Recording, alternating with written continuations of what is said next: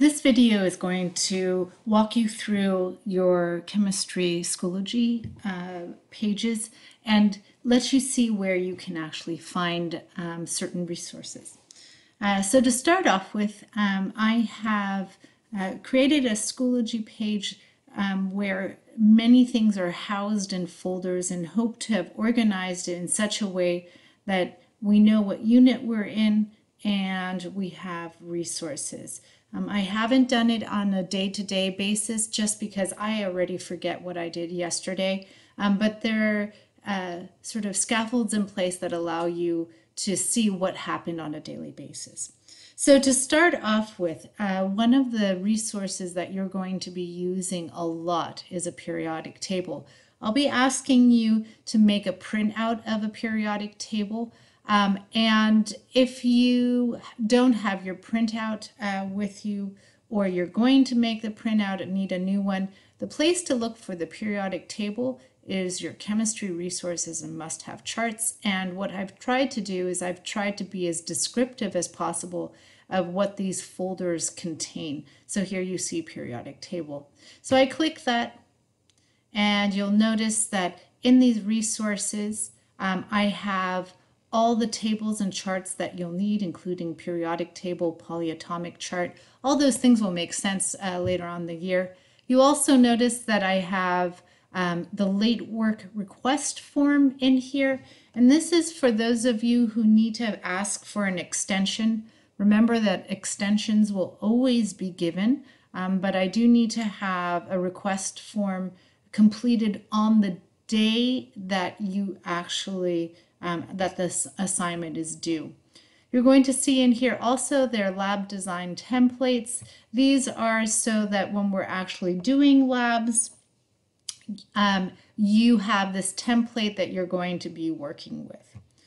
You'll see that I have resources on the different types of lab equipment and techniques that are used, so you can always refer back to that. If you're looking for a simulation, that simulation could be perhaps on building a molecule, or it could be learning how to go into Edpuzzle. Any sort of technology tools I've placed underneath here. And if you are asked to write a SIRS and would like to have an example of what that would look like, and also in addition to that, have some ideas and hints on how to write a good SIRS, you would find them over here. The syllabus, which tells you about the late work policy, can be found here. And you just need to simply click it open. Here's some of the highlights of the syllabus.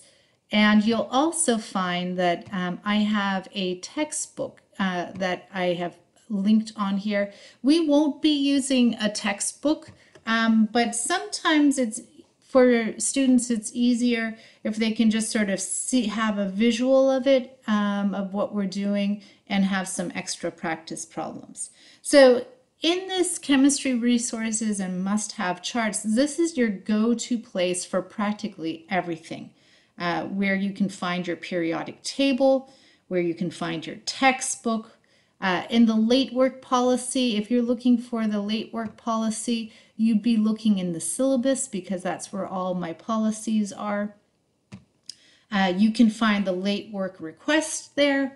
You can find a simulation, lab design template, and so forth. Continuing on, you'll notice that in Schoology, I have posted a roadmap of the week. So as soon as you open Schoology, you're going to be able to see, and this will be happening throughout the distant learning, what dates that entails, and the learning objective. And then it breaks down all the tasks that we're going to be doing in class and all the tasks that you're going to be doing out of class. And this is a place, it's where you can create that sort of check mark of have you done all of these items. The in-class items, those you need to worry perhaps less about if I'm working through them with you. However, when we do asynchronous learning, you definitely want to sort of check whether or not you're completing those assignments that are in class. And then outside of class is more or less that you can do any time before the next class. I always have a due date on there, and those will be listed there. You'll notice that at the very bottom of this, we always have a journaling assignment, and I have linked that late request form. Keep in mind, remember, in order to have an extension, you need to complete the late request on the day the assignment is due. All right, a couple of other things to mention, and that is that perhaps you were absent and you did not know what it was that we did on a certain day. Right here on this icon, you have your calendar. You're going to see my calendar is the teacher calendar, so it looks very different than yours. And you're going to see all the assignments that are due on which day, and you can click those so that you can see the detail that you need to have. Going back, we also have over here the grade book. Now the grade book, if you click that open, that's going to list your, and mine is going to look a little different. It's going to create a list of all the different assignments that are due in chemistry and your score. Yours is obviously, this is the teacher version of it, but this is a good place where you can keep track of your work. If you have a 0 anywhere, that means that you have not submitted it and I did not get it. Perhaps it was a technical problem, perhaps you simply forgot. So make certain to check that gradebook regularly.